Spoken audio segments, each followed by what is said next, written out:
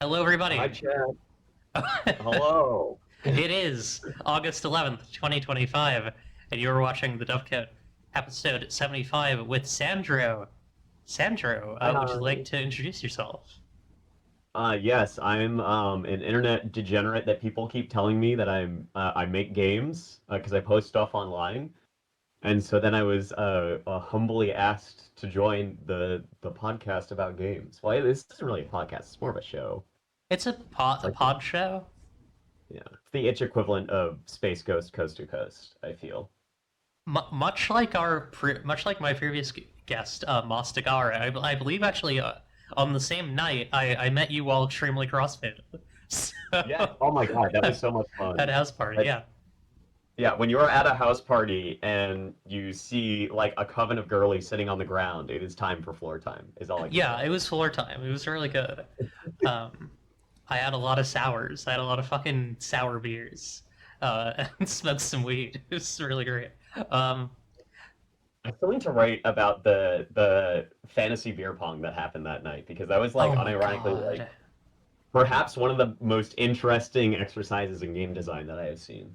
Well, it's really And interesting because they also did Fantasy Beer Pong in 2024. I don't know how much was different between 2024. Or sorry, they also did in 2023. I don't know how much was different between the 2 years. yeah, I did not go 2023 because I my first PAX Unplugged was actually last year, Oh hell yeah! but yeah, And it's a pleasure you to be here, as by the way. oh yeah, it's a pleasure to have you. You as a viewer might wonder, where was this? You can find out when you're dead. It's a secret. It's a secret. Um, but tell folks. Or actually, let me instead of being like tell people what you've made. Let's just talk about some stuff that you've made that I've read that I enjoyed. I want to. Uh, I liked Digital Angels or Digital Angel rather. Uh, actually, hang on. Well, okay. First of all, people should check out this Google Drive. Actually, I'll send people to your itch page so they can follow you in case things get normal again. Yes, there's a Um, link I think on my itch page to the Google Drive. yes, but Sandro has so kindly because you've taken down all your games off of itch, you've put them all up on a Google Drive. I gotta slow down. um, but yeah, I'd love to talk about Digital Angel. Because I think relevant to the reason why you took down games off your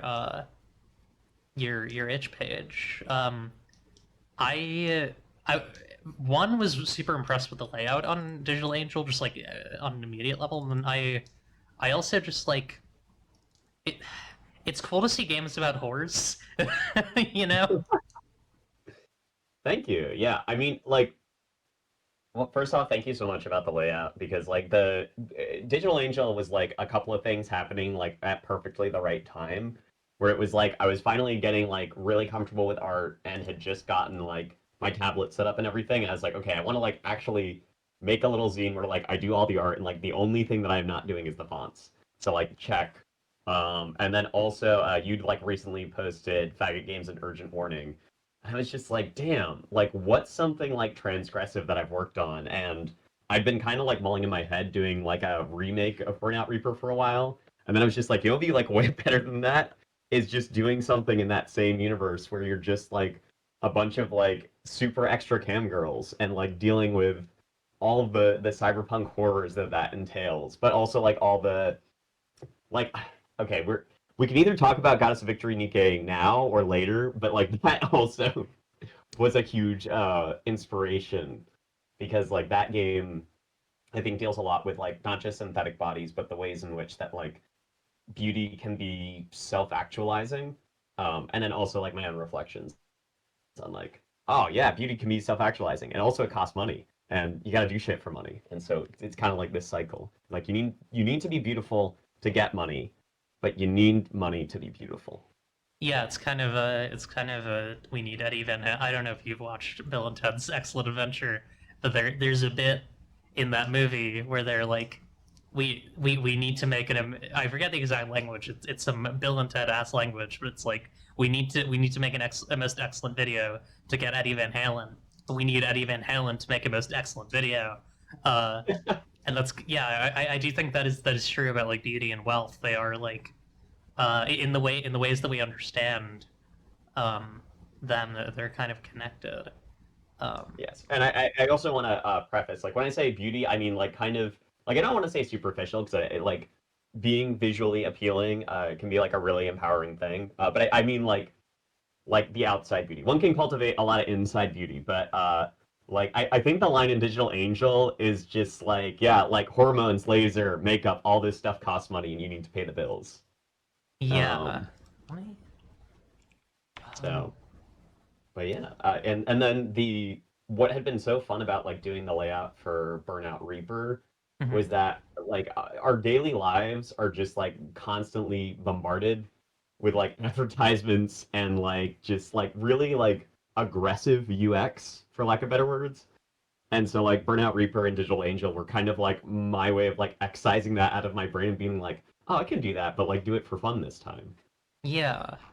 I like that a lot. It is very like, um, it is a very like aesthetically kind of dense layout. I really like it.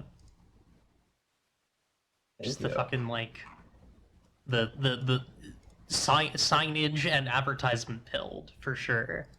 Yes. Oh, It's good. absolutely.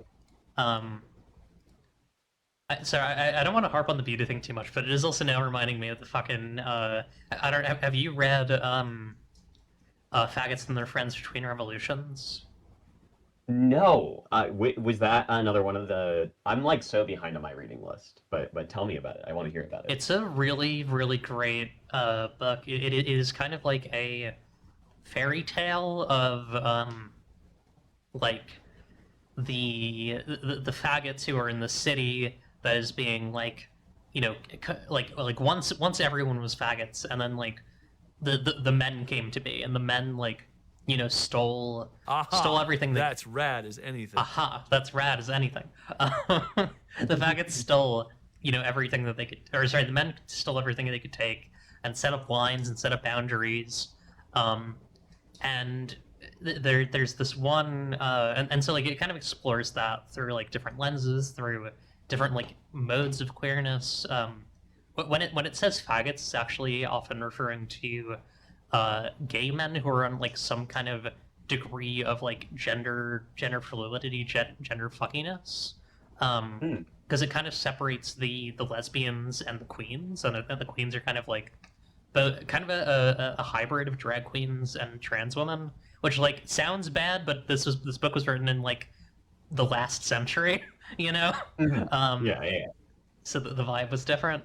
But one of the bits in that is like very early on. It talks about how like in the early days of faggot society, um, there were like some faggots who were more beautiful than other faggots, and uh, one day the most beautiful faggots like cast out the most ugly faggots, and um and until one of the most beautiful faggots, the most beautiful faggot, fell in love with the ugliest faggot, and so the ugliest faggot took the most beautiful faggot into the mountains uh and taught her her ways, and then they went back down from the mountain into the city, and when they returned, there were no ugly or beautiful faggots. Or rather, all faggots were beautiful because they had all Hmm. shared in it's about like it's about beauty standards basically, right? Yeah, Like yeah. it's interesting. It's like who gets to decide what is beautiful and what is ugly. um Hmm. and yeah, Well, highly recommend that book. It made my brain tickle in a real way. yeah, I will definitely check it out. And I Hell do yeah. think like one of the things that I love about like the word beauty is there is this sort of like almost like necessarily fairy tale quality about it. Like, like we don't see like people thirsting on Instagram being like, wow, this person's beautiful. I mean, we sometimes do, but like Hmm. the word beauty itself is like very I think specifically it's kind of like transcendently like yeah, it is about this thing that is kind of made up. And it is kind of like this weird thing that like a witch brews in a forest. Yeah, Um it's sublime. and yeah. And so like that's why I like messing with things that are about beauty because there's so many like I don't know, like especially when you're working within like fiction, right? Like dealing with those kind of fairy tale quality things that still like resonate is I don't know. I think it's really fun. It's also why you see like a lot of like reference to fairy tales in Digital Angel. Like there's a lot of Yeah. like cyberpunk in there, but there's also like a lot of just like grim and like ancient mythology type stuff. 'Cause it's like, well, yeah, like our idea of like what is beautiful. Uh, it's kind of from all of that.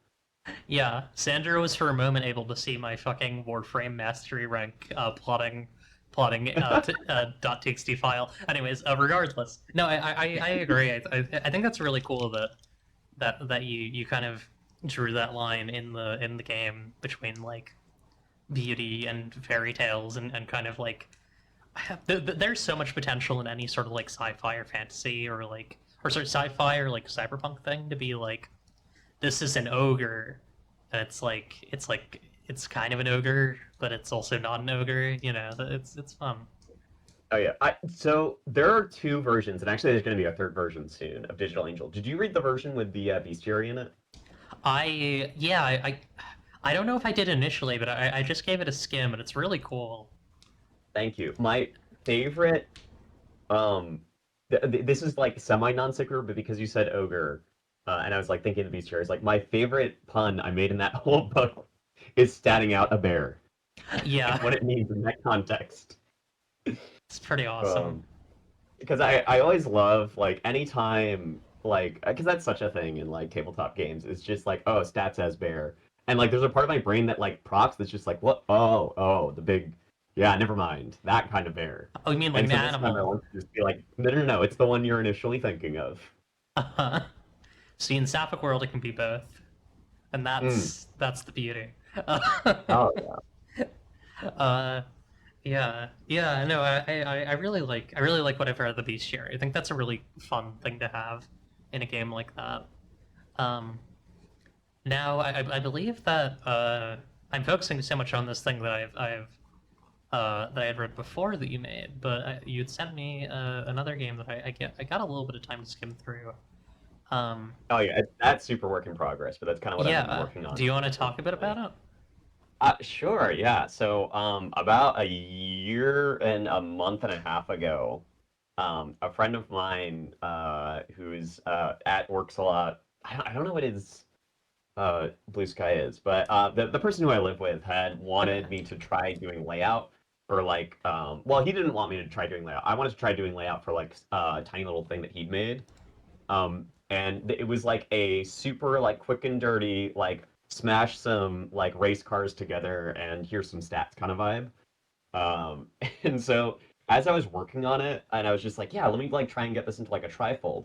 I was like, man, I like really want to change like a whole bunch of stuff in this game and make it like maybe a little more crunchy and like maybe the vehicles work like this, maybe the stats actually work like this. And then like about 2 weeks into that, I was like, this is just a different game now. Um, and that sort of had spiraled me out into being like because at that point I'd also played Stellar Blade for the first time. So I was Okay. like the game that he'd made was very Mad Max, but like my post-apocalyptic brain was just like, oh yeah, like hotties with laser swords. So a lot of that started leaking in, and then I was just like, well, there aren't a ton of like what I consider like I guess high sci-fi post-apocalyptic Mad Maxy stuff. Like it is a very specific blend of vibes that Mhm. I was just like, you know what? Everything I make tends to be either like fall somewhere on the scale of Cowboy Bebop or Final Fantasy VII. And if it's not either of those things, it's StarCraft. And I was like, you know what? Like, I guess we're just making another sci-fi game.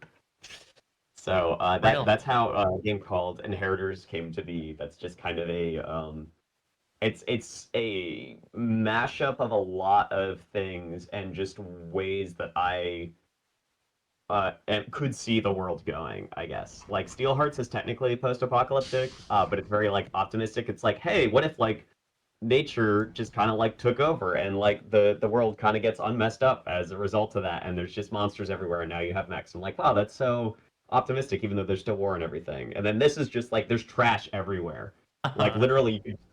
Like there's the one of the weathers is just shard fall, where just like shards of plastic fall out from orbit. And you're just like, oh Fuck well, this is yes. just how the world is. Like, and I also like struggle to call it like post-apocalyptic because my goal with it is it's not like like one apocalypse happens and then the world's over. It's just things slowly get shittier and shittier and like humanity keeps being the frog in the boiling water, and it's like, and here we are in like 2900, where like everyone's just like, oh yeah, it's always kind of been like this. Yeah, I don't know if you ever not to. I'm sorry, everything you say. I'm like, have you seen this other thing? But I'm just like, I really agree with the philosophy, and it's making me think of stuff. Uh, I have you ever been much of an Adventure Time person? It's so funny. Adventure Time is one of those things that's been like on my periphery, and I've definitely like absorbed a lot of it through osmosis. And I do quite like how it kind of handles its like mythos, I'll say, without spoiling too much about Adventure Time. Yeah, I think there's something to be said. This is not really a spoiler for Adventure Time because there's like so much shit that signals this early on. Like the moment you've watched a Grable's episode, you know what the vibe is. I like how True. Adventure Time's world kind of just keeps getting worse. Like Yeah. it is that, like, as you said, the pot in the boiling water. I think it's like such a fun conceit for a setting, and I'm excited to see what you do with that. Thank you. Yeah. It's definitely kind of well, like part of it is me venting my own anxieties of just like, oh wow, it's like talking to my parents, they were like living in an era where people were like, yeah, the world's like ending right now. Uh-huh. And like 29 years at this point into my own life, I'm like, wow, yeah, the world's ending like right now. It just keeps And ending. exactly. And yet both I had like a quote about this somewhere that I like wanted to put on the back of the book, but it's something to the effect of like I nature and the planet is like implacable and like will never die and humanity will never stop trying to live. And so as a result, we're just caught in this cycle where it's just like, well, things can keep getting shittier, but the world's still here, we're still here, so I guess it's just shittier now. Yeah, yeah, we're like roaches. That's fun. Yeah. I like that. Um, but yeah, and the most recent one that so the way that I'm trying to do it is this was also kind of inspired by Nier, not Nier Automata. Not that I dislike that game, but it was like way less foundational than the original Nier. One thing that I like about the original Nier is just how different all the characters in that party are. If you've ever played that game, where it's I have like, yeah, not, like one, unfortunately. it's really good, and I will. It's definitely like a gamer's game in a way that like I think it may be like one of the most important games ever made, but I say that in a very like snooty like game studies way, where it's just Right. like, yeah, this has something to say about the way that games are made and are, and like the history of like what it's from. I don't know. There's just so much going on in it. But one of the cool tricks that it does is you have your like main protagonist who's like mostly just a dude with a sword. Um, and then your other characters include a woman who is like possessed by this shade and has like weird dark magic powers. A kid who has been turned into this like monstrous weapon thing who also has cool dark magic powers and can just like nuke the whole planet if he needs to. Um, and a book that talks. And like I like Mhm. that as a setup for an adventuring party where like instead of just like, oh my, I'm just like you with pointy ears and I'm like slightly better at shooting my bow and arrow. Like I like that like if you are playing as something different than your compatriots, it's very radically different. So that was another thing that I tried to approach this with, where it's like, okay, you can have just like a group of dudes that you just random roll and they can play like that, or if you want to have like quote unquote character classes, they're like much more extreme. So like the character class that I most recently finished, which was the first one that I worked on, was essentially like in thinking of these worlds as like different, like you know, the Tales Inheritors. It's like, okay, what different things could potentially inherit the Earth? I'm Mhm. just like, hey, you know, fungus is everywhere, and Hell there yeah. may come a time in that evolution where fungus is more everywhere. So it's not quite cordyceps, but it's definitely like, oh yeah, there is a fungal colony that has chosen you and has semi-resurrected your corpse and is now like there's kind of that bargain happening where it's like, okay, you get cool fungal powers, but also you kind of have to bend the knee a little bit. So that's Love like one of that. the character classes. And then also it's cool because I just get to do like Venom and prototype powers. So Hell yeah. Love that. Yeah, that's awesome. I'm curious. It seems like you're kind of going for like a modular approach with this. Is that right? Like a lot of like little yeah, fucking little yeah, like like splat book type vibes. Yeah, like my end goal with it. So after I finished Steel Hearts, which was a super ambitious project, I tried to do like some soul searching of like what do I want to do next. And the big thing that kept coming up is like I would love to do like a box set, Mhm. which is actually kind of topical with one of the things we're going to be talking about later today. Yeah. But I really like the idea of a box set and what a box set is of like, hey, here's a whole bunch of like little toys that you can play with, like go nuts. And I like the modularity of like what a box set could be. And so this kind of that's also one of the reasons why I started to go full ham in this project is because the more I worked on it, the more I was like, oh, I can make this where it's like you have like five class scenes and like a bunch of little card cars and all that stuff. So Hell yeah. that was the modularity is definitely intentional there. Very cool. I actually I have a question. I'm very curious because I've thought about I've thought about doing this as well. The choice to remove my your games from itch. I'm curious, like where do you come from on that, and what kind of led you to that decision? Um, so it was a really deeply thought out decision at about I think like 3 a.m. on a Thursday. Uh huh. So it's incredibly, took a lot of time to think about it. Wasn't knee jerk at all. But I think a lot of it comes from like I I shouldn't say I don't have a lot of principles, although the slut in me is like, no, I don't have a lot of principles. But the few principles I do have, I'm pretty like staunch on, and like one of those is like, nah, like horny is good for the arts and horny is good for games, and I don't really want to participate in a marketplace that is like anti those things. Like every time someone asks me about like drive through RPG, I would like pretty staunchly be like, I have no interest in putting any of my stuff on there because I don't think it's like a safe space for like horny career, like all those kinds of creators that are just kind of like working outside of the norm. Mhm. And the moment that itch was just like, hey, we can't do this anymore, I'm like, well, okay, that means I can't do this anymore. I might like, especially in light of like recent stuff that itch has done, I might like slightly rephrase what's on my itch page. But I don't think I'm gonna be putting stuff back on there just because it's like, right, like I put so much love and energy into my art, and I'm like, if anything is going to be getting any kind of benefit from that, it really needs to align with like that small set of principles that I have. And I was just like, Yeah. nah, this is like not okay. I think the other big thing, and the reason I didn't feel bad about the knee-jerk reaction at the time is I think it was like we were at like hour 8 of all this stuff getting de-indexed, a lot of games getting taken down, and there was still no statement. And that really ticks me off because I was like, Yeah. okay, Absolutely. like if you guys had put out a statement, if you guys had gotten creators in on this, be like, hey, we have to cave under pressure. This is like not a choice that we can make. Blah blah blah blah. I think I would have been slightly more understanding. I would have been like, well, this sucks. I'm probably still gonna take my stuff down, but like I understand why I had to make this decision. It's the fact that it was like so non-communicative and kind of like corpo blase for a website that had built its whole like identity and fan base on NSFW content that like I don't know, that felt like a deep betrayal. Yeah. It was very sudden. I do agree. It feels like there should have been a conversation with folks who make this sort of work. Um, yeah, it's unfortunate. I'm also very frustrated with it. I'm also like because Don't Test My Love, my game that was taken down, is back up now, and I'm like it's back up, but I worry what's gonna happen when what could happen in the future.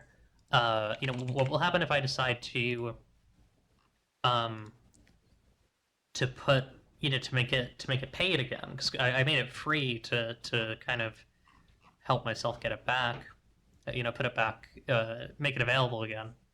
Um, Mm. and I also am just like, wow, like Sage's stuff still isn't up. I'm pretty sure. Let me check Nadia Nova.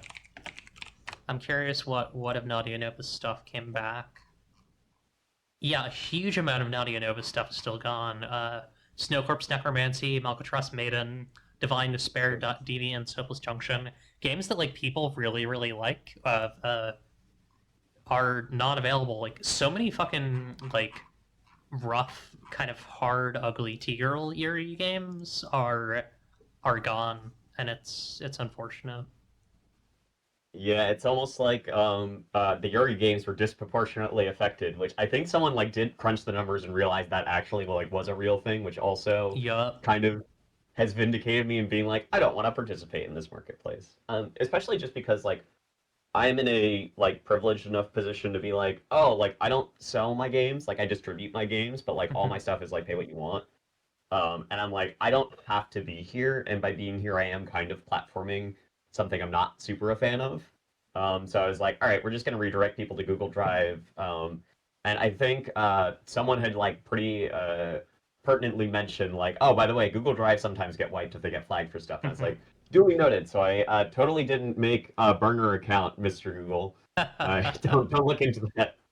And then uploaded it to that drive. So if that drive gets wiped, I totally will not just make another burner account and re-upload it. Do not look into this, Google. You will Yeah. not like what you find. Um, There are no men yeah, buried under the Google HQ. yeah. It was also cool because it's like kind of like the silver lining is I've always wanted to be able to like upload more like preview experimental stuff that's like Mhm. not ready for like publish, and now I can kind of do that. So, I mean, the end goal should be like I do want my own website. I know a lot of people have been talking about like, oh, we need like a marketplace that like redirects people to like individual sites, and I do think that some of that kind of like decentralizing would be good. Um, but also I'm lazy and I'm fighting my insurance company and I just want burgers. So right now Google Drive is gonna do. Yeah, that's real. I gotta figure out how I can get my shit. I want to specifically get my. Okay, two things I'm thinking about. I want to move my website from Squarespace to NeoCities, and two, I want to get some sort of storefront on there. Start storefront slash like distribution Hell yeah. access. I don't know how I'm gonna do that though. I gotta look at my options.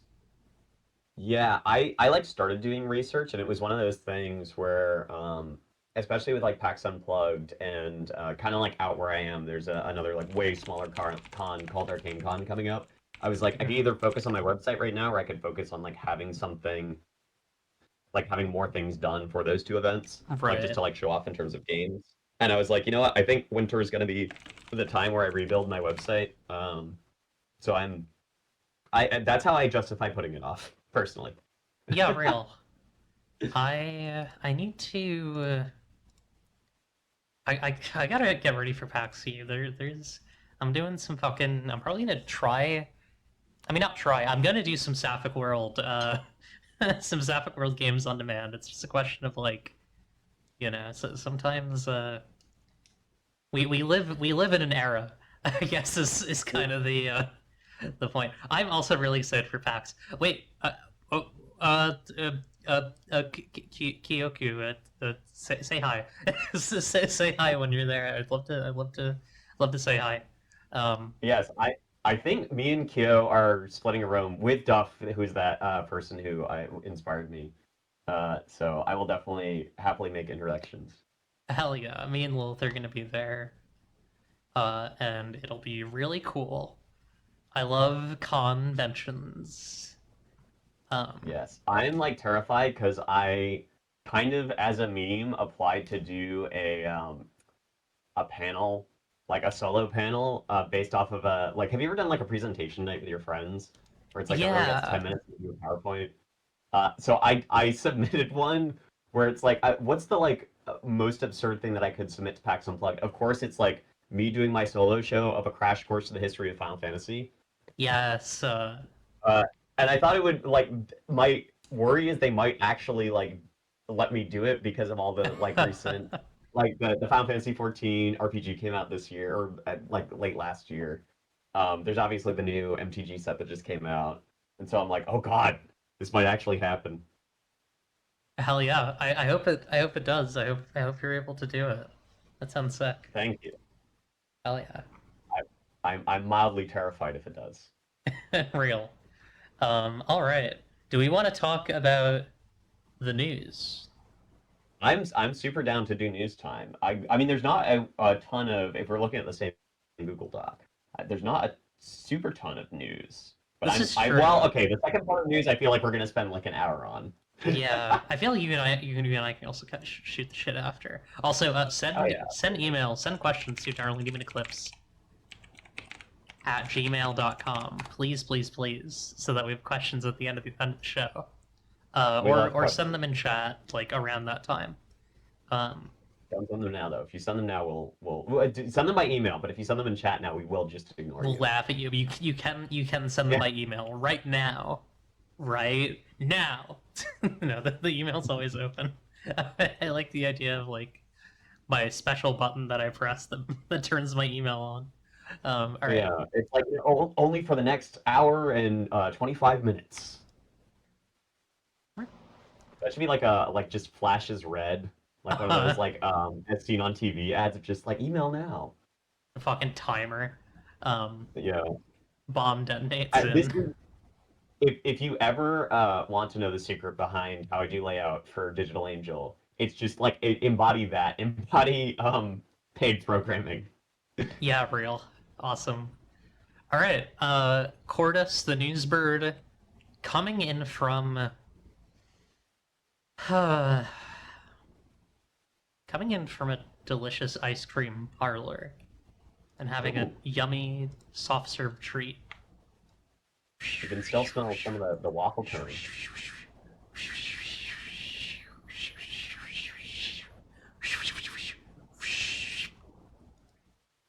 There we go.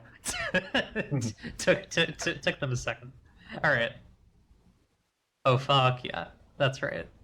All right, so we got two news stories today. These are lighter-ish, but one of them is like less light. Oh, is Lilith getting ice cream? Which ice cream are you getting? Lilith, can you get me ice cream too? Okay, thank you. I became so desperate in that moment. I was so afraid. Look, right. Ice cream's important. It is. All right. We got two topics. The first one. Woo. We're going to talk about masks. Yes. Let's talk about masks, baby. Hive Indicator and computer-powered waffles are both asking for ice cream. So, you know, it's going to need a lot of that. So, Magpie Games... You gotta send questions to the email. Send questions to the... If you want ice cream, I'll give you one scoop of ice cream. Digital. If you send a question to the email. Yeah, we'll send you back a GIF of ice cream. Exactly. Melting, so you can pine for it over your computer screen. So, from Magpie Games, there's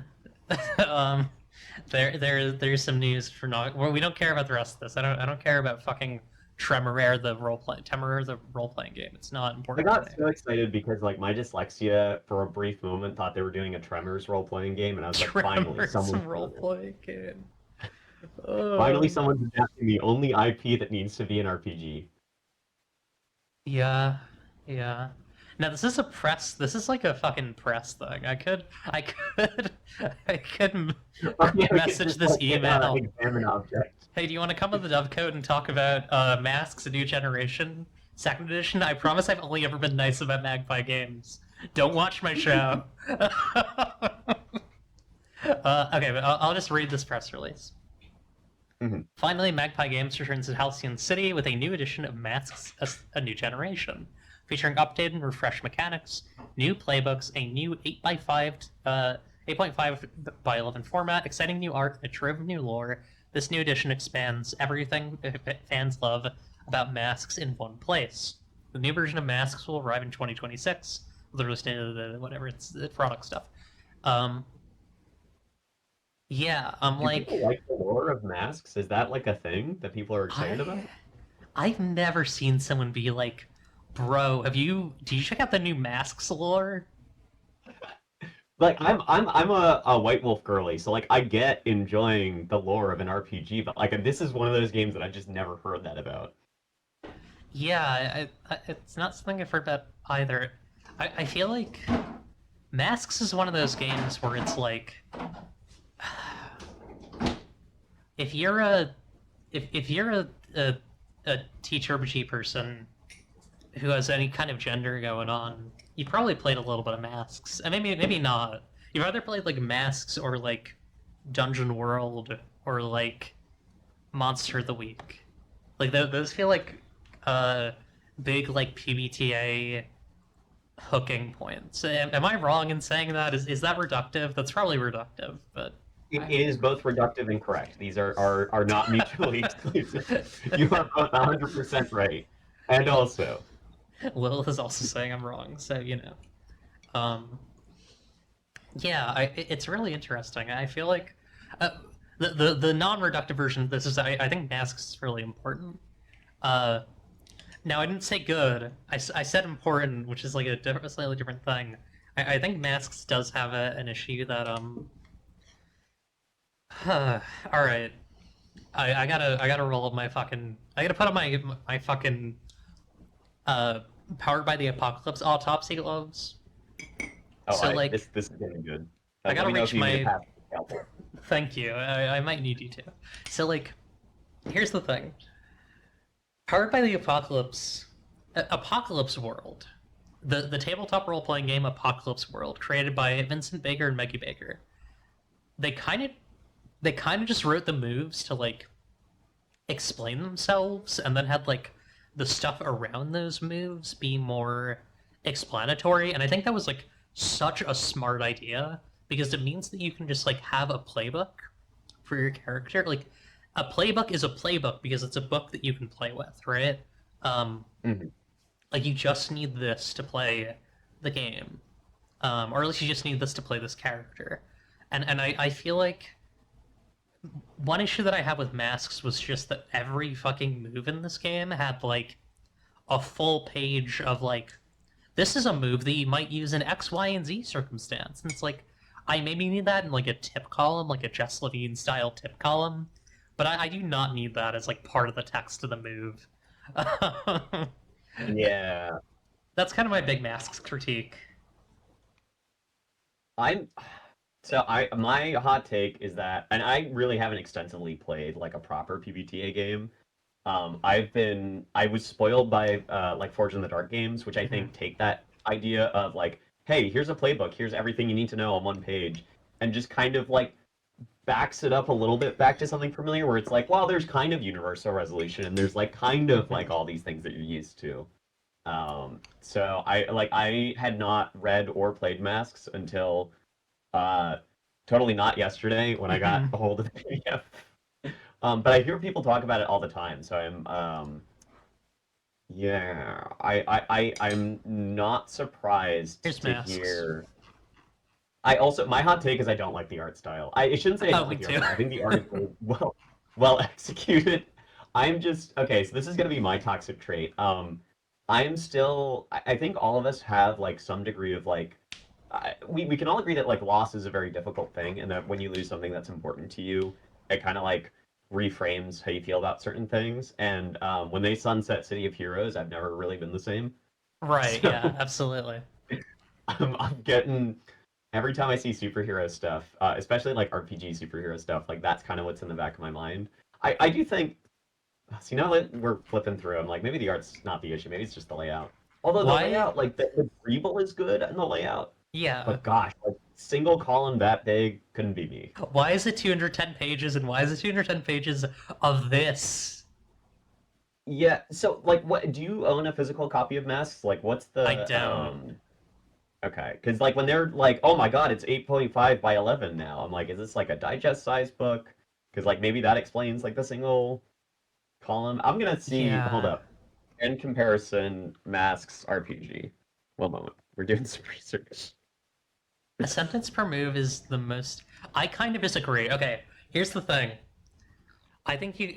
This is gonna be. This is really. This is so. This is so hypocritical of me, but I'm right because I know that the game. I know that the moves that I write have swag. Uh, a move should be very short unless the prose is really good. Not to be mean, like should I That- should I be a No, that bitch? makes sense. You should, and also you should read us an example because now I'm curious. Okay, so let me hang on. I gotta look through Sapphic World. That's where we're going because I think that's where like uh I think that's where like some of my better stuff is in that regard. I could read someone else's game, but I can't think of any games that have like a long ass PBTA rules. Okay, so we're gonna read some uh we're gonna read some masks. Yeah, let's read. Oh my god! All right, I'm gonna read pages 55 to 57. If you're okay with sitting through that. Oh yeah, no, I'm down. Directly engage a threat. When you directly engage a threat, roll plus danger. On a hit, trade blows. On a 10 plus, pick 2. On a 7 to 9, pick 1. Resist or avoid their blows. Take something from them. Create an opportunity for your allies. Impress, surprise, or frighten the opposition. Really baseline, like very simple, Right. which is fine. Like whatever. Then you get into the weeds. Directly engaging a threat is the move for straightforwardly duking it out with something, a monster, a villain, whatever. If you're playing a bit of the rope-a-dope, hoping to tire an enemy out, you're not directly engaging, so the move isn't triggered. If you're up against someone or something that isn't actually all that dangerous to you, then they're not a threat, and the move isn't triggered. Trading blows means both you and the threat get in some good hits on each other. That can lead to changes in the fiction. Getting punched by a giant monster probably leaves you nice and bruised, unless you're utterly invulnerable. Beyond the fiction, though, this most often means inflicting conditions or triggering the move to take a powerful blow.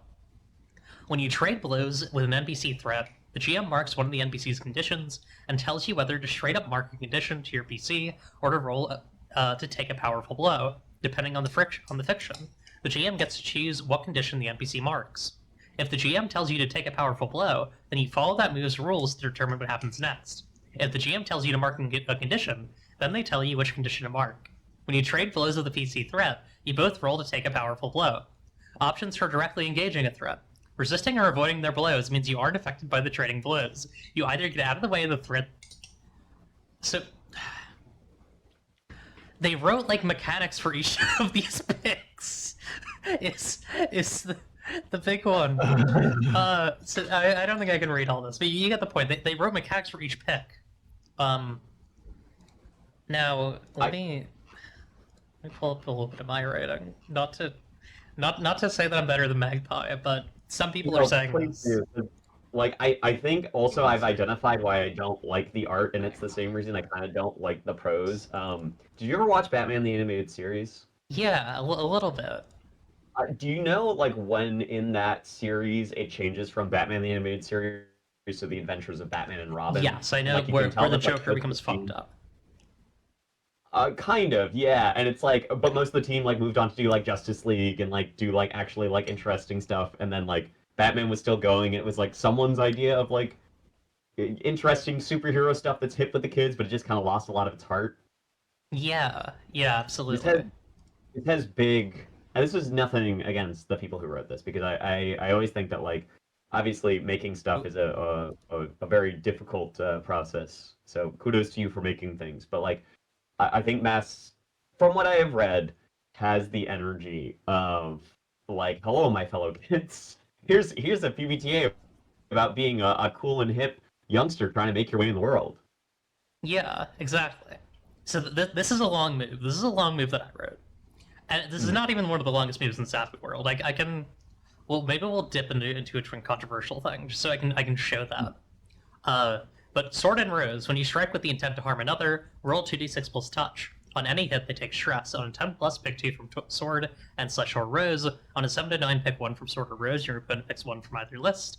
On a 6 or lower, take stress and pick Sword or Rose. Your opponent picks 2. Sword, I have the advantage and I don't want to hurt you. Will you please just flee, yield, beg for mercy? I am showing off, dipping, diving, leaping. How do you keep me in place? I bleed, whip, or sting you. I see your body and I want to break it. Do you think I like hurting you? I run you through. Do you die on the spot or pull back with a spout of blood? I can't keep fighting forever. Can we plant our weapons in soft stuff and spend some time? I tip your chin with my weapon and look into your eyes. Do you meet my gaze or spit in my face? You shred my clothes as you defend yourself. Do you want to sink your teeth into the skin of mine? My hand has designs for your neck, thigh, or hip. Is this welcome, or does your next strike come at my hungry wrist? I bind our weapons together by hand or cord for but a moment, and rest my forehead on yours. Could I steal a kiss, a lick, a growl against you? I want to pierce, break, face you, but not like this. Can we stop this nonsense and make some love? Um, notice how I didn't write a whole 10 trillion paragraphs after this about how each of these work, because I have like minimal faith in my in my audience. I'm not gonna go in Well, on the other move stuff, but it's just, you know. yeah, and like I feel like that. So I think that's much more effective on two levels of like one. Yes, I'm like even though like technically that move actually has like a lot more text to it to like what the actual move is, and not the horrendous explanation that Magpie decides to add. That move has more sauce, and it's Yeah. like giving you interesting options. But also I think it leans super heavy into like the whole yes and philosophy. It's like, yes, I do this move, and here's kind of what we're leading into next. And I think when a lot of people say like, like I don't like XYZ kind of move because it gives me carte blanche, I think those moves are really good at being like, yeah, you have a little bit of carte blanche, you have definitely some options in where to take this, and you also have direction on where it should take you next. Yeah, I will also say I'm not doing this to say that I am the sole person who knows how to write PBTA moves. That is Meggie and Vincent Baker, because I'm kind of stealing from Under Hollow Hills a little bit in that like aesthetic, Oh like yeah. that sort of like um, very direct asking as intimacy. Um, but yeah, I don't know. I hope. I guess my point being, I hope that they fix it. I hope they make it good. I don't know. Yeah. I mean, I think also it's like it's so tough when my big thing about mass, and maybe again, this is coming from a mostly uninformed like skim through of it. When I hear like, oh, we're gonna do an RPG about teenagers trying to like figure out their way as they're being superheroes, I'm like, this goes one of two ways. Either again, it's like, oh, we're hip with the kids, and it's like not really hitting, which it seems like mass is, or the direction which I know they won't take it because they're a big company and big companies never want to take risks. But like, dog, give me some rules for like absolutely crashing out. Like, I don't know about you, but I think like most teens have had the experience of being like just like very uniquely like miserable and chaotic. Uh, and I think Mass would do well to kind of like lean into that messiness, I guess. Yeah, Mask of the Hogmoth King. Yes, no, exactly. Yeah. Like Hogmoth King is like so good because I think it deals with a level of messiness that a lot of games, especially games that deal with like childhood and growing up, like don't want to touch on for reasons mentioned when we were talking about itch. Mhm. Um, because shit's complicated. And payment processors do not like things that are complicated. Um, Yeah, but yeah, that's my mask thing. I hope they make this one good. I yeah. hope they Right. remove. I hope it's shorter than the last one. Like honestly. Um, I I'm so sorry. I didn't tune in last week, but I might have a bit of news as well that this kind of Oh reminded me of that I don't know if was covered last week. Did you guys talk about Sword World at all? no, I've heard murmurs about Sword World. Yeah. Tales amongst the peoples. So, Sword World, this is the weeaboo in me coming out because I have like a whole shelf of Japanese tabletop RPGs, which unironically, if you like the layout in some of my games, I have stolen it from games I cannot read. Mhm. Um, but I love those because they're like these tiny little digest size. So kind of like speaking of like Ooh. mass being a much larger format. But what is interesting? So Sword World is kind of like the big fantasy like it game in Japan, and its 2.5th edition is finally getting an official English translation that we Hmm. can expect to see crowdfunding for next, like beginning of next year, which is really exciting because, like, I don't. This is also going to tie into the next part. I don't think the game is anything super special. Like, I like that it's a D6 only system. It's definitely a little easier to pick up, I think, than like the classic, like, oh, we're gonna play D&D. Like it's just a little more accessible, but also kind of at the same time like just as surface level. However, Hmm. what's cool about it is it has a dope box set for the original one that has like all kinds of like markers and shit. Oh And I fuck really yeah. hope they translate the box set because the box set is really cute and does a lot of really interesting things in the way that it guides like opening adventures. Hmm. And as much as I would like to read Sword World 2.5 like in physical, there's a really good, totally there may or may not be a legal or potentially not legal translation of it that is already out there that you could may or may not be able to easily find with a Google search. You might And so find it. I've already enjoyed quite a bit of Sword World. And again, it's like hokey, like traditional fantasy, but if they if they port that box set, that'll be hype AF. Hell yeah. Love a sword world. Love a world of sword. Yeah. Speaking of Japan, you wanna you wanna talk about rules?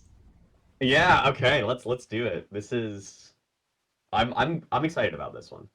Yeah, so let me. I guess we should probably start with the actual post. Did Jay put that in the? Did Jay link that in this? I don't know if Jay did. All right, Like the original like Patreon post or the Blue Sky post. the original Blue Sky one. Uh, I'm looking it up now. Here we go. Okay. Does Super Mario Bros. Have rules? Have any rules? How do we? Wait, let me also put this in the fucking chat. What did I say about this? Because I feel like that's a good starting point. I said Mario has one rule that greatly depends varying on time, place. Greatly varies depending on time, place, and machine. You have to turn on slash open the game for the game to be Mario. From there on, all is permitted in his world.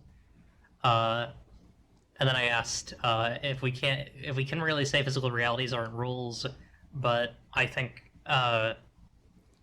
Jay made a good point about this. I was kind of just playing devil's advocate.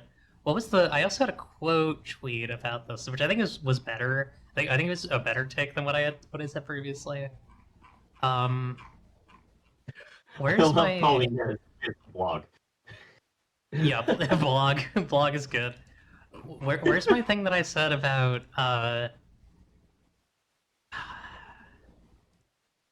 I said something about like Space Station 14 being the only game with rules. Space Station Uh, 14 is like it's up there with Fortnite as one of the greatest games ever made. yeah.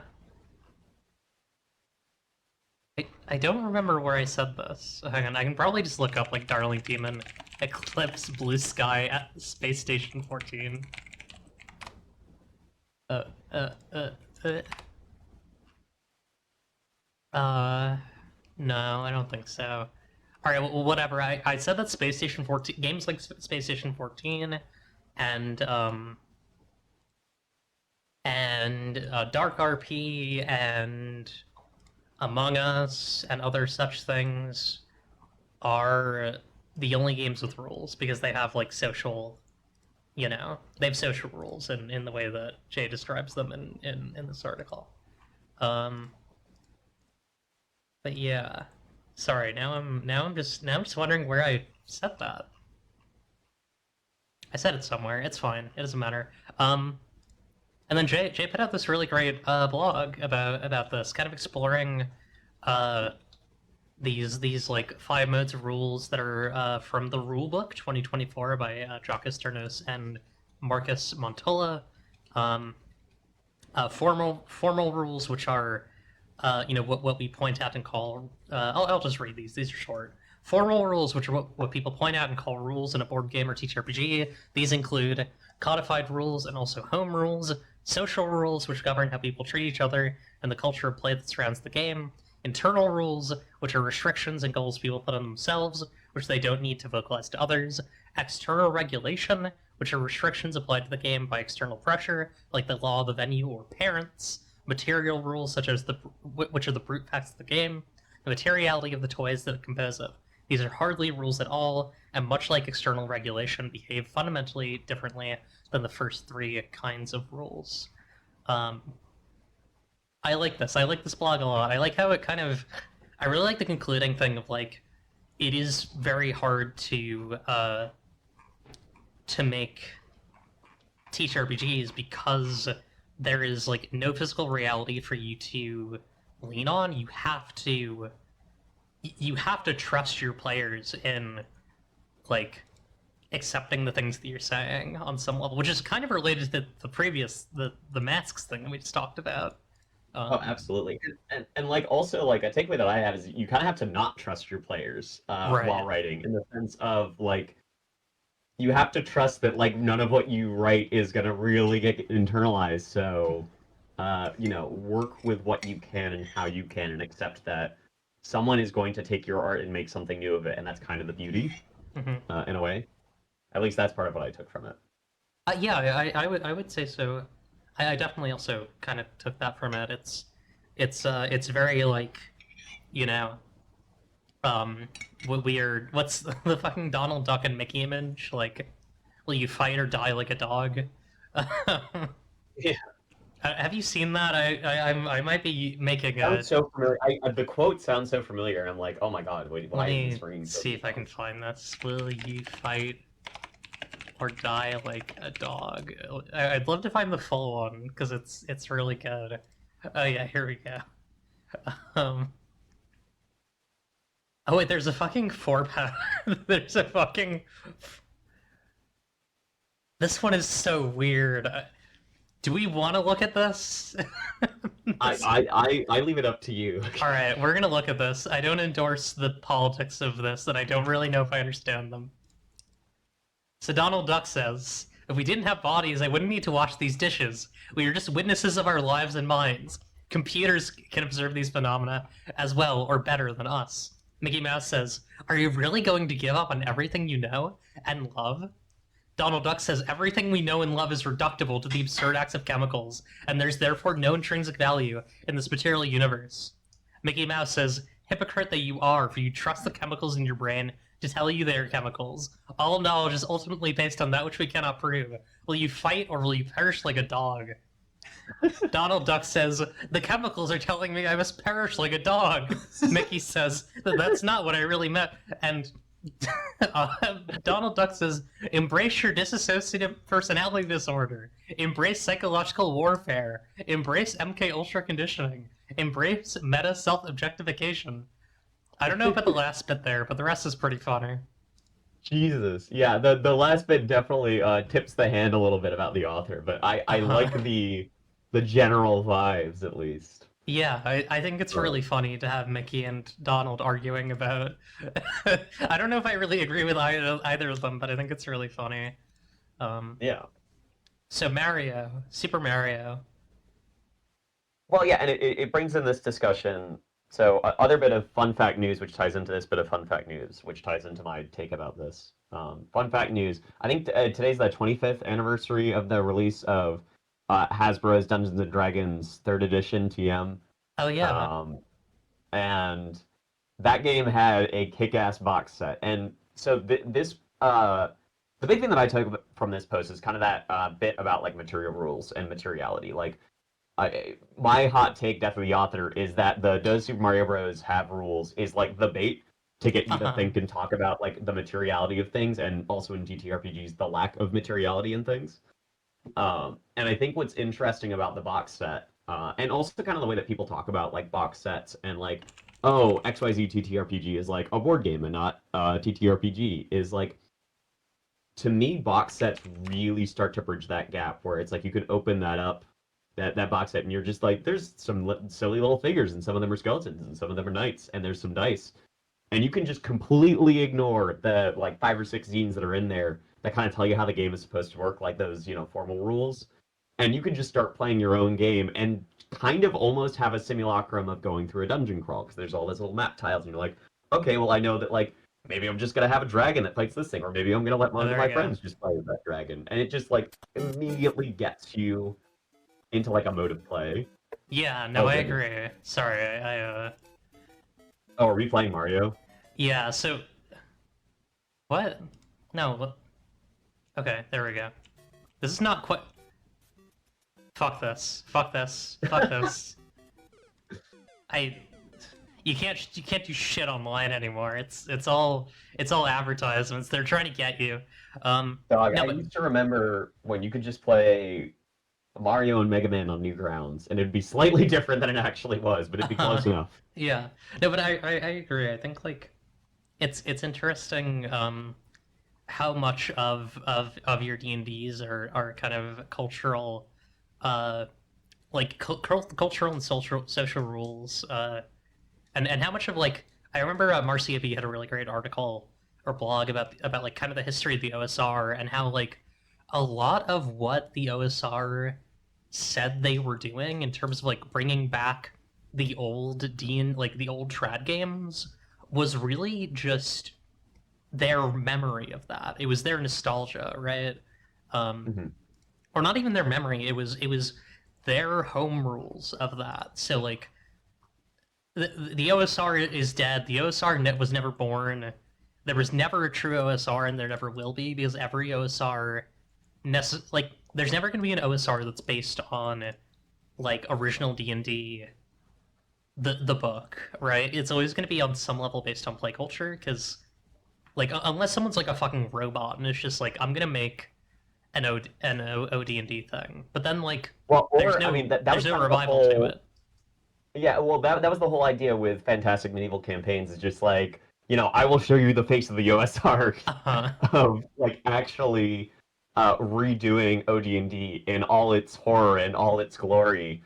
And then, of course, the iconic display page left blank intentionally. Have you ever read Fantastic Medieval Campaigns? I have not now.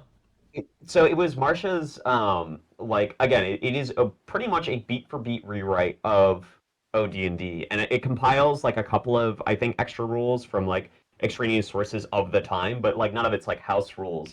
And it reorganizes in a way that's like slightly more legible, but also still kind of disorganized, as kind of a exercise in showing like, yeah, this original text like that everyone says they're, getting back into, um, isn't actually, like I played OSC and I quite enjoy OSC. OSC is not really like OD&D. It's not even that much like second edition, frankly. There's like a lot of differences, and I say this as someone who like the rule cyclopedia. Okay, we're gonna loop back to the Uh-huh. glory of box sets real quick. The fucking D&D basic, unironically, I think is more often than not. I mean, a lot of people say like, "Oh, this is a BX retro clone," but like D&D basic and the play expectations that set and the play expectations that box set, I think had more influence than say like that original text. Um, Okay, that- interesting. Mm.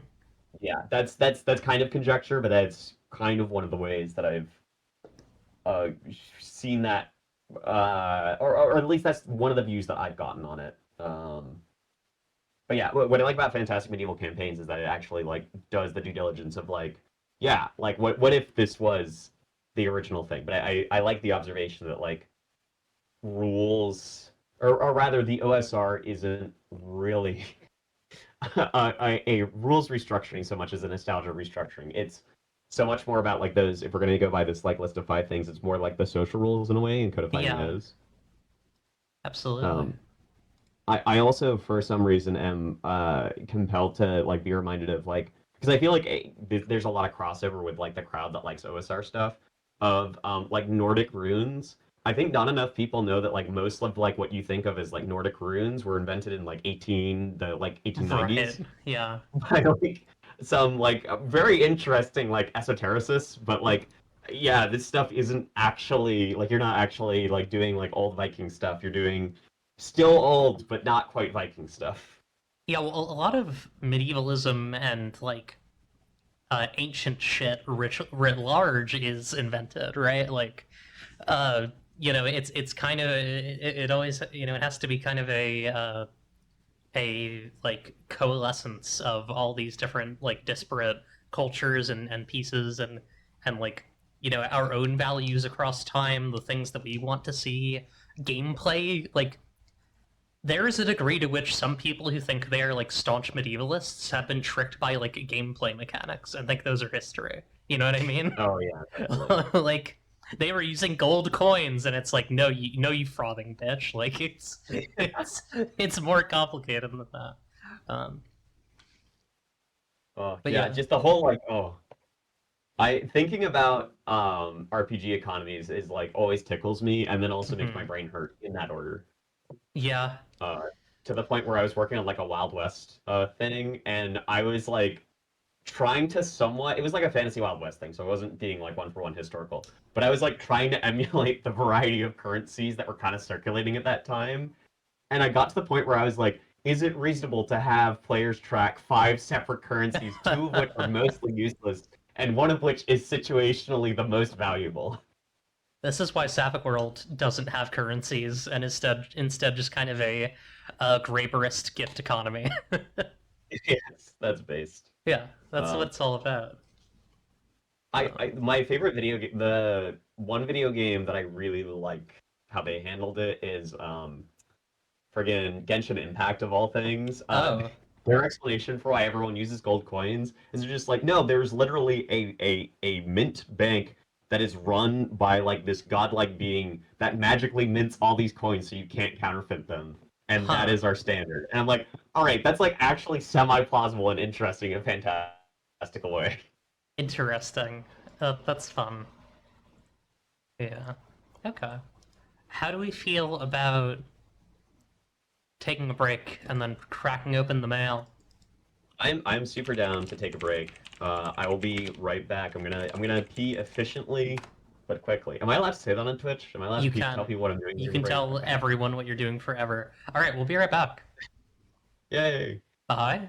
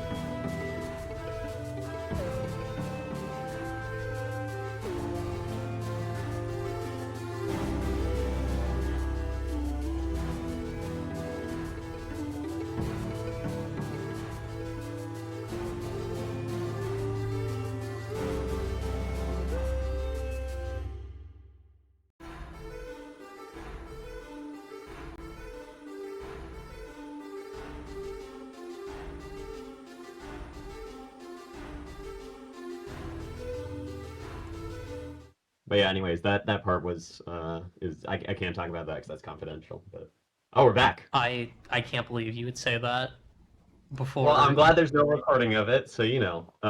That's really fucked up. Hi, chat. Yeah. Oh, we got some good ones here. Okay, let's go through Duck's questions. Wait, actually, I don't know if this. Let's go through. Should we do them in alphabetical order? We could. We're gonna go through someone's questions first. We'll hit this question first because we're gonna do it alphabetically. So this is from I don't know. They didn't leave a thing, so I'm just gonna say this is from someone. Skimming through both your catalogs, you seem to have radically different designs and philosophies. To stoke that fire, what is your biggest disagreement on how a good game plays? What features does the other designer use that you can't imagine having? Uh, See, that's interesting because I feel like our libraries are actually very similar. yeah, I feel similarly. I think okay, so I actually kind of know the thing that you do, and this is not necessarily like a critique, but it's like definitely like your layouts are a lot more minimalist, I guess. Not in a bad way. Like they're incredibly legible, which like I strive for legibility.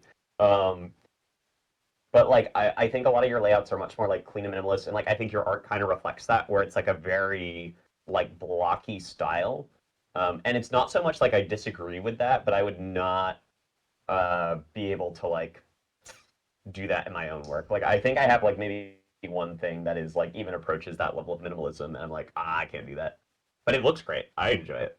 See, that's interesting because I feel like I'll send you. I feel like my layout is actually pretty minimalist, but like I think something to keep in mind is that a lot of my layout looks the way that it does, not by choice, but by like the fact that I haven't done layout for it yet, right? Like a lot of my stuff is Hmm, pre-layout. Let me. I that's want to fair. send you some, or I can even show these on stream. Yeah, Some please do. bits of We Live Forever stuff, which I think is still pretty simple, but like I think gives it a better sense of like the sort of shit that I do when I do layout. Hang on, let me see if I can get some of those fucking good pages. Oh, some of There these are better be at really least 7 different fonts on this. there are not, unfortunately. I don't know if I can show some of this. There's some We Live Forever art that's gotten pretty gnarly. Um, Oh yeah. If there's something that yeah, you can't show on screen, feel free to just like pop it to me. yeah. Let me see if I can even show fucking. I'm not even sure if Affinity is going to show properly on stream. Is the real question. Interesting. It does not. Okay. Yeah. Um, there's got to be some way to do it though. There we go. You just have to change to Windows 10.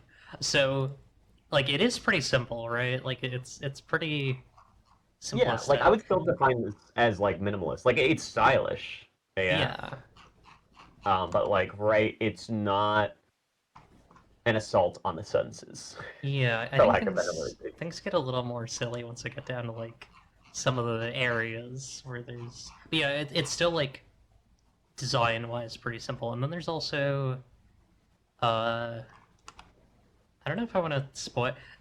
We Live Forever fans are getting a treat because there's some stuff here that hasn't been seen before. But oh, this was a fun one. It's fucking Oh big yeah, that looks good. yellow tape, and then also where's where's our treats? Where's our oh these tables I was pretty happy with. See, like that's Greebled. That's Greebled to Yeah, fuck. I like that. I'm kind of low Uh, Greeble on it, but I do respect the Greeble approach yeah, quite a bit. and like even that, like I would say, like it's not necessarily like minimalist, but it is still very like. And again, I don't mean this as a negative. It is very like simple, I guess. Like Yeah, it digestible might be a better word. makes sense. I Like really like your Greeble ass designs. I think they're really good. thank you. Yeah, there is like kind of a like please choke on the layout aesthetic I go for, and I can't really imagine doing it any other way at this point. Although like it's really funny because with inheritors, I'm like trying to like pull back a little bit because there was one spread that I just like dribbled way too hard, and I was just like, this is like actually just looks messy. Yeah, Um, real. Um, I feel like I want to play with more like crazy layout stuff when I kind of want to do the layout for warehouse faggots. So when I do that, I might do something a little more silly with it. Um, yeah. but I feel like, and then on my end, I feel like you're a little more numbers pilled than I am. I'm definitely Oh, very numbers definitely. averse. That's a. I think I don't know if that comes from like the fact that I play too many like strategy video games. Because I'm like that kind of like I'm a 4X slut in a lot of ways, so like I like Mm, my numbers. And also I like the idea of probability shaping a narrative. I think is part of mm. it. Like if I was like fully confident, like I think that's what's interesting about Apocalypse World is Apocalypse World says, why let the numbers shape the narrative when you can shape the narrative? And then I'm just Right. like, well, let's take a little step back from there and like the numbers kind of do some. Um, but yeah, Yeah. that is like Good how answers. Oh, sorry. what's like the highest crunch thing that you enjoy? Oh gosh. Like what do you crunch out? Well, here's the thing. I'm a fucking Warframe player, so like I spend a lot of time doing like not I spend a lot of time doing like rough math and like testing things that involve Oh, okay. numbers. Uh, but I don't like uh Euphoria 2180 by Lilith actually is like really is probably the most numbery thing that I play. Hmm. It's good though. I think part of it is like I can enjoy someone else's numbery game if it's like I think the numbers are good and I think they're like well thought out. But once it's like I don't trust myself to do the math on things honestly. Um, What I will say is I do have this kind of like side theory that people who play like live service games, like so I played Destiny for 10 years, and like if you play uh, Warframe, I think you are probably better at numbers than you think you are, just by virtue of like the Pavloving those games do of just like, okay, so I need to spend my time efficiently and like maximize the number I can get to go up. Um, yeah, that's real. so I if you ever decide to do a numbers thing, I would love to check it out. A stranger's just a friend is kind of numbers. Like it's not very numbers, Yeah. but like there's some it can happen. There's math going on in the background. It was really interesting too because I got to see kind of A Stranger's Just a Friend like was a huge inspiration for Kyo's Why Am I Splash Alessander, which was so Yeah. good, and like I could see how like she was kind of going even more numbers on it. Hmm. And I like that like duet games that just has like a little bit of numbers under the hood.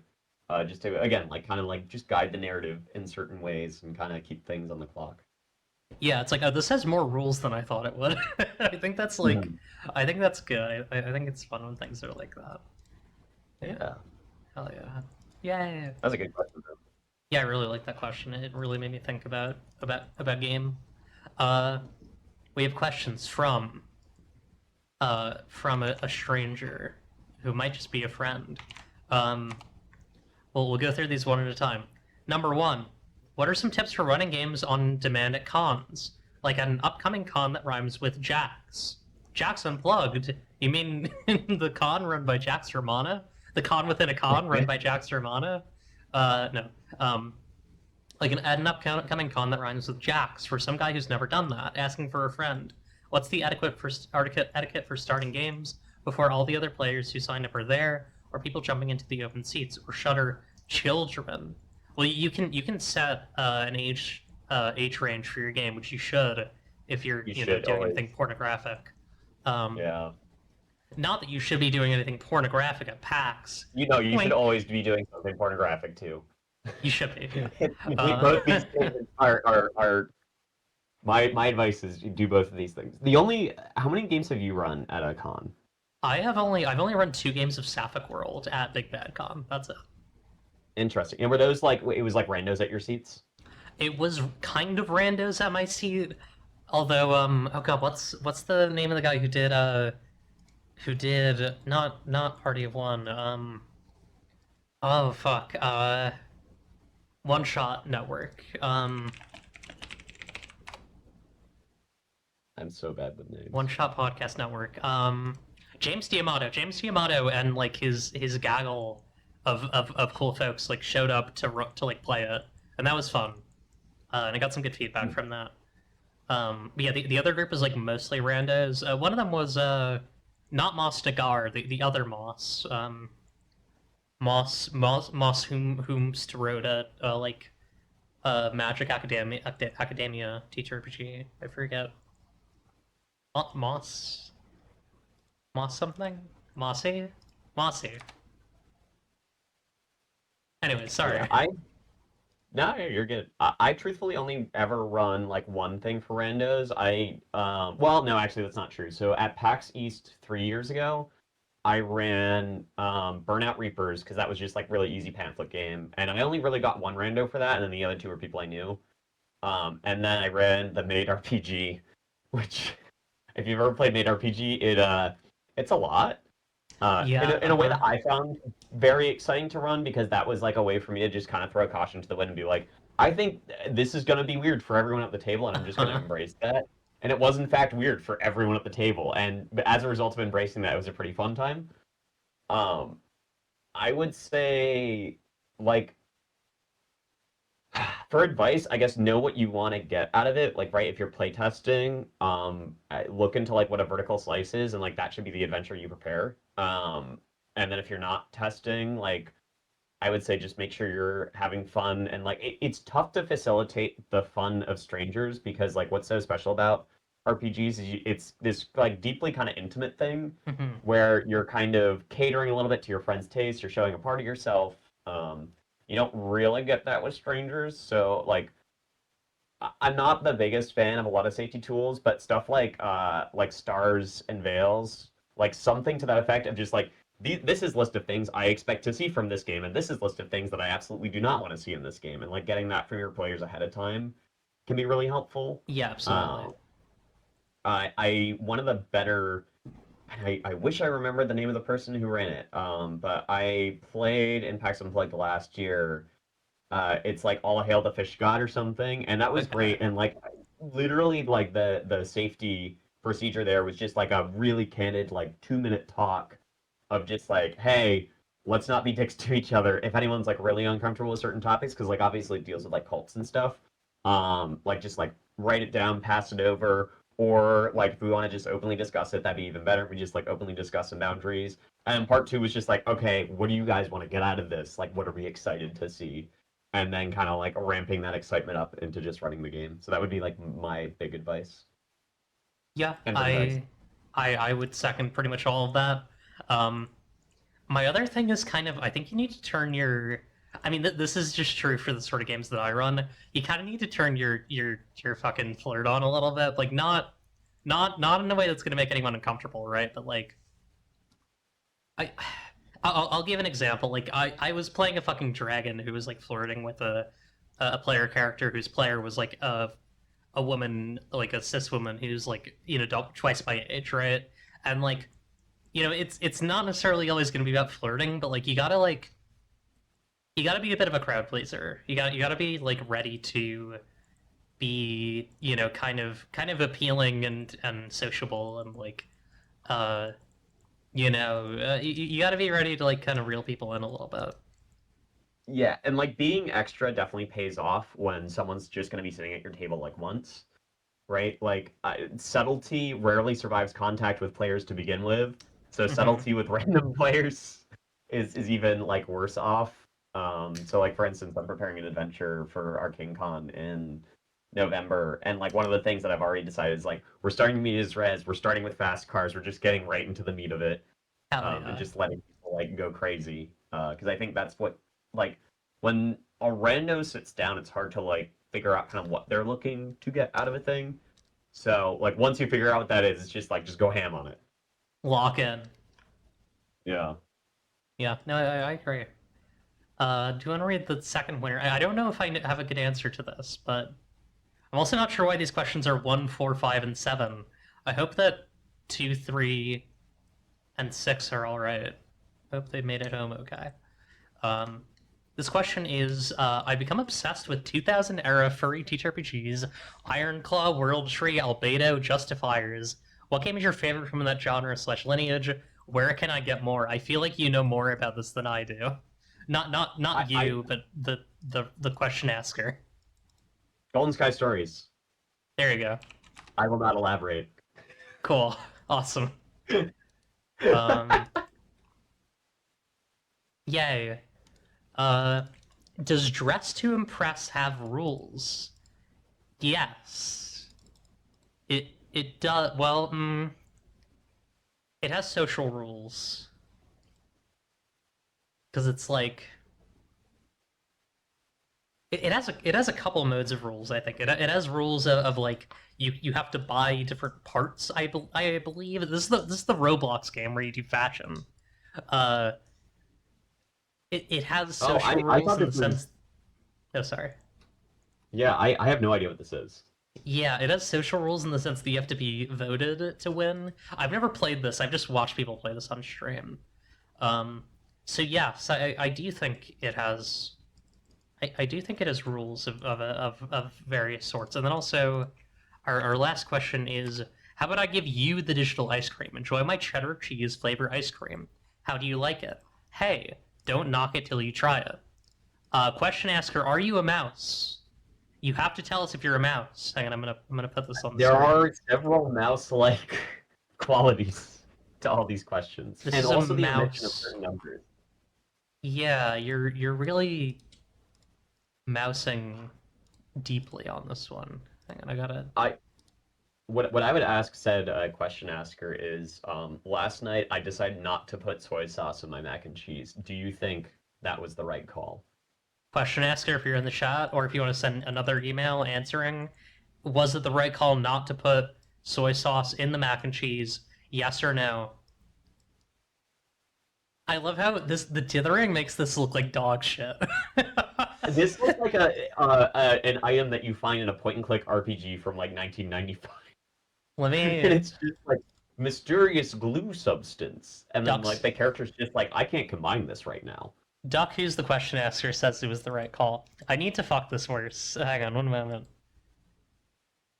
I do we so did the question asker send this? Do we have like permission to Yes. use this image in any of our games? Yes, I think so. I think we can use this whenever we want forever. I think I want to make this uh yeah, higher contrast, lower gap. uh I'd love to have it be unordered dithering. Yeah, there we go. That's what I want. Um Oh, this is evil.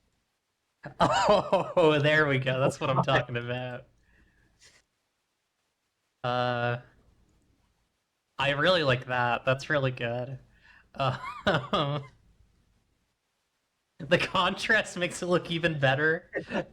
This looks like this looks like a fucking like point and click adventure game, and it's like you stare to the goblet. You see the wizard lord's dark potion. The wizard lord stands over your shoulder. Drink my potion, boy. Do you drink it? Yes. No. Anyways, I need to take that filter off because it's gonna keep rendering. There we go. Okay, you drink the potion. To be fair, this was the ice cream right after I churned it, but before I froze it, so that's why it looks goofy. Hell yeah, it Uh, looks good in the actual image. It's just like once I put dithering on it, it was over. You know? yeah, the dithering effect really. But yes, I cheddar cheese ice cream sounds interesting. There's like an ice cream place, like a 5 minute walk from where I live, that I've had similarly like kind of out there flavors, and they've all been good. I've yet Hell to have an yeah. ice cream I disliked, not from a fast food restaurant. Fast food ice creams I've never enjoyed. Yeah, yeah. I feel like if you're gonna get ice cream, it has to be from an ice cream, a local ice cream place. I feel like. Yeah. Um, yeah, I feel like dithering is the sort of thing where it's like, uh, if you take any image of food, like if you took like a 5-star meal or four Michelin star meal, and you put it under like dithering and like high saturation, it would look like something that like someone posted on something awful and then like got told to kill themselves about. Like we've discovered the opposite of like the friggin' rule of thirds with pictures is just like, yeah, if you apply this filter, it'll always just look kind of cursed. Yeah. Okay. We're here. We're gonna pop open like I don't know what's a like really Caviar. fancy 4 Michelin star meal. Uh. I feel like caviar will just look evil if we do it. Okay. This is from Travers. I don't even know what this meal is, but like this is gonna look. Hang on. We're gonna do it. Um. Okay. So this is like a Michelin star, 4 Michelin star Oh wow, recipe, yeah, right? really Like it fancy. looks really Yeah. good. And then we're just gonna put on unordered dithering, uh, dither. We need to put it on unordered. We're gonna Oh make the no. dithering like that big. I think is probably about right. And then I feel like we want like that many colors per channel, and then we just like turn up the gamma. Or sorry, we're turning down the gamma, turning up the contrast. I That's maybe a bit too much. Hang on. It well, I requires think something fine that's tuning. impressive. This is still looking like the meal is still looking quite scrumptious. So like maybe there's this is how like chefs like train themselves to see the world is like this must under even the most extreme lighting in poor photography, this meal must be beautiful. Yeah, that looks pretty. Yeah, that That's looks like maybe there's like something like weird and living in a bowl. this is real. Hey guys, hey guys, this is my first meal after moving out of my parents' house. Rated on a scale of 1 to 5. Like it looks like a Resident Evil item that you look at it and then like the screen like goes like kind of dark and then there's just like a text thing about like some Oh, person like killing their family. yeah. This does not relate to teach RPGs. I'm sorry, everyone.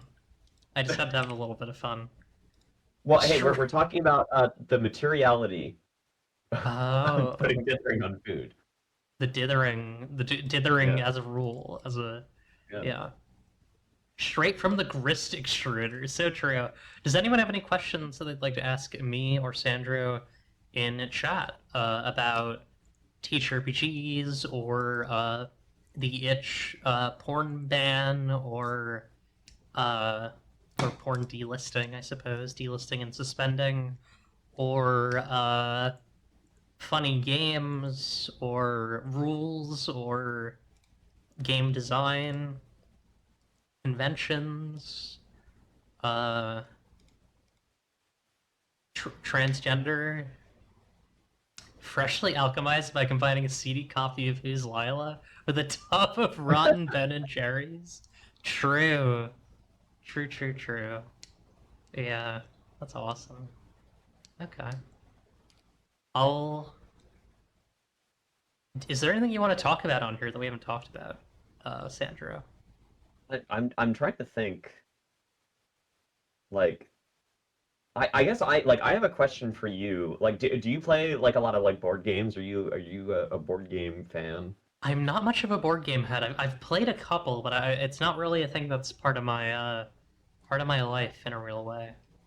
Interesting, because like one of the things that's still like rattling in my head about the does Super Mario Bros. Have rules is kind of like the bit that it says about board games, and like I think that's Hmm. interesting and like I guess like the space that I'm always curious in exploring is kind of that weird like no man's land between the trenches of board games and TTRPGs. Hmm. Um, and like I guess have you ever been like compelled? Like what's like the most toyetic thing? I'm not sure if I'm using that word right. What's the No, like it's the good. most toy-esque thing that you'd be interested in like making or putting into a game that you make? Well, I've had this idea for warehouse faggots actually, where stats are a grid, which I think it's very Caltrop core, but it's gonna be like a Yeah. PBTA. Um, but like part of that is going to be like that there's like a central. So, okay, so there can be two axes in warehouse faggots, um, which is you have your prey and predator axes, and then you have your day and night axes. And prey and predator are affected by things that you do and things that are done to you, and day and night are stable. They're consistent. They change with the flow of the game. They can move up and down a little bit, but like for the most part, it moves towards night. Um, and so uh, yeah, the idea is kind of like you're moving your little things around, and then also part of it is going to be that advancement is not based on like getting XP. It's based on like overflowing in specific quadrants. It's a little hard to explain, but it's like like if you overflow, if you have like so like everything's gonna be like a max of +3, right? And so if you go over that in any direction, it's you're you know you've it resets to the middle and like something happens. Um, so if you were to get to like overflow on predator, and you were at like +1, +1 day, it would have a different effect from overflow on predator with minus like with +1 night. Uh, and those are like advancements. So you get different advancements depending on where you overflow. Oh, I love that. Kind of like the Shadow the Hedgehog. Like it's weirdly similar to the Shadow the Hedgehog. Fucking Yes. ending system. Like it's kind of inspired by that a little bit. Um, but yeah, it's not very board gamey, but it is something I've been thinking about that I think would be fun. Yeah, no, and that's like I like especially like player facing stuff that's very like mechanical and very like, Hmm. oh, I can like look at this and intuit kind of how this works and like play with this physically. How I about want more you? games to have that. And especially stuff that can be like easily printed out that does that cuz like dog, I love me some like dials, but gosh Hmm. dang, it is nice to be able to just print and play stuff. What Um what sort of toyetic stuff would you want to do? I mean, I still have dreams of a box set. Oh, I'm at some point either tonight or tomorrow I'm gonna work on I kind of figured out that like business cards and then like playing cards are the perfect size for making like a top-down sketch of a car that's then divided into like seconds or fourths and just being like, yeah, these are right. the positions that you can sit in the car and just like being able to give that to someone in a box set and being like, you can ignore all the rules that I wrote and then look at this and like make your own game with it and like you'll probably think of something cool with that. And that kind of excites me of that idea of I can give someone like tools and materials and they can throw out so much out the window, but if they get inspired by even just like one little piece, that to me is like so cool because I think the what's fun about the medium of tabletop games, right? Like video games, you have to spend all this time in learning modding, but like a tabletop game becomes a mod the moment you open the box, like the moment you open the book, Yeah, um, and so like cool. that to me is so neat, especially as someone who like kind of got my start in designing games by like modding stuff. Hell yeah. Yeah, I agree. Duck has I asked. Oh, sorry. Oh yeah, I was just about to say I see that we have questions from the chat. Yeah, Duck has asked, have you ever run live games for children, like targeted for all ages games? No. I have. And I will tell you what has been most effective. So I used to be a camp counselor, and at one point when I was camp counseling, one of the youngsters figured out that I was very into like role playing games and that sort of thing. And they were like, "Oh, can we play like blah blah blah?" blah? And it's like, "Well, like how into it is the group?" And this was like a group of I think like 7 or 8 kids at the time. And so I was like, "Okay, tomorrow during the lunch break, we will play a quote unquote role playing game. Like we're gonna Uh-huh. we're gonna play something. We're gonna play like a live game." And all I did is I brought a single D20 and I kind of like set up a scenario where I was just like, "Hey, we're gonna keep it real simple. You are all playing as yourselves. There's like a magic crystal in the room, and let's just take it from there. Roll high, something good happens. Roll low, something bad happens. Roll somewhere in the middle. It might be like a success with consequence. Like that was all the rules." Um, and that was like a lot of fun. And it's one of those things that I really encourage people to do more of, especially when like someone says like, "Oh, I've never played a role playing game." Like my unanimous response to that is, "Would you like to play one right now?" And then just pulling out like a single dice or like a coin or like a deck of cards. Yeah. because like so much of playing like a tabletop game is just the conversation and like some sort pseudo randomization to mediate it. And I think that gets people into it so much faster than being like, all right, we're gonna create a character for the next hour, which I love numbers. I like creating a character for an hour, but I don't think that's the best intro. Yeah, real. Hell yeah. Um. Also, how mean are you willing to let me be to you when I yell at Oh wait, you? I Because I'm not gonna raise my voice, but I may say some things that may or may not. have. Well, yeah, just how I sensitive are we feeling I today? also did just realize that I have run all ages games when I was a minor, so that's something very very sensitive. Oh, is that very, very sensitive, or you're willing to let me be very, very mean? Yeah, I mean my bit for that was just going to be a joke, which is computer powered waffles. You are going to eat your dessert, and you are going to like it. Okay, so I have like the this is my mean writing advice that I sometimes tell to people, and they're just like, how do I like start writing my ideas and like fleshing them out? And like I honest to goodness, and like okay, I also say this as someone that like my advice pertains to this not being something you are doing for income. So take this with a grain of salt. You have to want it bad enough. And what Uh-huh. I mean by that is that if you are sitting at the desk and you are like, oh, I don't have any ideas, you don't have any ideas because you don't want it bad enough. You have to like essentially chain yourself up to the point that you are like chomping at the bit like a feral animal to get on your typewriter and like just start mashing things. Some of it's habit building, especially if like you have tons of ideas, but you just aren't in the habit of writing them down. So like I always recommend like everyone who wants to get into game design, like get a notes app, especially one that will sync to your computer, because then like the next time that you're just walking around, you're like, this is a cool idea. Get into the habit of just writing that down. Hmm. And then when next time you're at your computer and you're just like, I want to work on a game, look at one of those ideas and just start fleshing it out. And if you look at it and you're like, oh, this isn't inspiring me to flesh it out, cool, just skip to the next idea. Um, but yeah, I'm so sorry to give you actual advice. But yeah, no, that's what I kind of mean when I'm always just like, you gotta want it bad enough. And a lot of people talk about like burnout or art block, and I think sometimes where that comes from is like, I could get into like Taoism, but like, we're super surface level. I think it's important to do things effortlessly, and your art will be better if you do it effortlessly. Like Hmm. if you're forcing yourself to do something that you don't want to do, like that's going to reflect in the work a lot of the time. Versus if you're doing something because you're compelled to it, because you have this idea that you're just like, damn, I just like really want to see this on paper. Like write something that you want to read back one day. And like that should be your motivation. It's just like, dog, there's times where I'm up at like 2 a.m. and I just want to read like like for me at least, like the reason I wrote Digital Angel and Burnout Reapers, I was just like, I just want to read some mean cyberpunk, like some. I always love the quote that Richard Kelly said in his review of Digital Angel of when the cyberpunk beats hit, they hit like a hammer to the knee. And I'm Uh-huh. like, yeah, that's kind of what I go for. And Hell so yeah. like, yeah,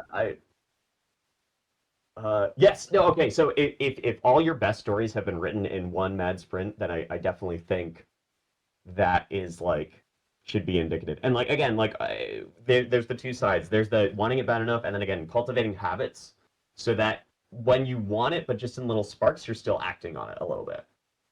Right? Like I've been doing things all over creation in July, but I still got through making Corpse Chariot because I was constantly like listening to music or like watching stuff that was like kind of in that sphere of like thinking about being parasitized, thinking about like what it means to be like sort of undead. Hmm. And so I was constantly like getting filled with ideas, inspirations, like looking at stuff and being like, "Ooh, I would have done this differently," and then being like, "Oh, I could just do this differently." Which Yeah. also kind of goes into the whole like consume some stuff that's like kind of mid because inevitably Uh-huh. you will have a better idea than the mid stuff and then you can just use that idea. Yup. Consume some things that will make you a little mad. Uh, I agree with Duck, actually. Step one, stroke your shit or whatever. Step two, okay, time to start writing. Do not wash your hands between those steps. I will elaborate That's on real. that. I think This is like I think how I've become a sharpened kink fantasy writer is like you got to go into the shower or get into bed, put your phone away, charge your phone, nothing, no material, close your eyes, jack off. And this won't work for everyone, but like close your eyes and jack off. Whatever you wind up fantasizing about is the TTRPG you have to write. Like not literally, but like I think there's something to be said about like you have to get in tune with your own perversions. Like at least in terms of like writing pervert TTRPGs, right? Writing pervert art. Uh, Yeah. is you have to get in touch with your own perversions. Like I think consuming porn is very good for making that sort of art. But you do have to know like what is it that you want, what is it that turns you on, and then you'll kind of pour that in. Like that, a lot of my passion for teacher writing teacher RPGs kind of just comes from like a place of lust. It's fun. Mm. And like I'm also gonna second that on two angles. Like Digital Angel is absolutely me just kind of like venting about everything that I think is sexy and also has been like kind of crassly commercialized and kind of expressing both venting both of those in the same space. Um and then also unironically one of my friends was like, "Oh, if you ever had like a publishing label, what would you call it?" I was like, "I'd probably call it like Unbothered Hog Hell because like yeah. to me it's just like you just gotta like jerk that thing and then get that out of your system like find the clarity and then execute on your stuff. Also, it's really funny because a non-insignificant number of ideas, characters, and like creatures that you will see in my RPGs can actually be traced back to a specific subset of like 4 or 5 hentai authors. Hell Um, yeah. that, like the hentai author who is no longer like creatively bound and is still like remarkably talented will just start putting like really cool fucking ideas in there Uh that you're just huh. like, oh wow, that's awesome, and like, oh wow, that's really sexy. Um, I could name drop some ones, but I feel like that'd be spoiling my secret sauce too much. Some of those people will be getting a special thanks in Inheritors though, Hell is all I yeah. will say. Go check out Alexis Flowers. Go check out fucking. Oh gosh, who are my other big ones? I have a couple. They're around. I gotta think about them. In case, obviously, in case it's been fucking in there for in the mines for a long while. Uh, but yeah. So I think we're gonna wrap up here. My friend Merup Cow, aka Casey, is actually playing the Near Replicant remaster. So I think we're gonna raid into that. Oh hell yeah, that's so topical. Go enjoy Nier. It's a Yeah. really good game. Go have fun. Goodbye, everyone. Thanks for tuning in. Bye bye. Wah. Remember, if you don't like what you see, you can change it. It's up to you, really. Goodbye, good luck, fans.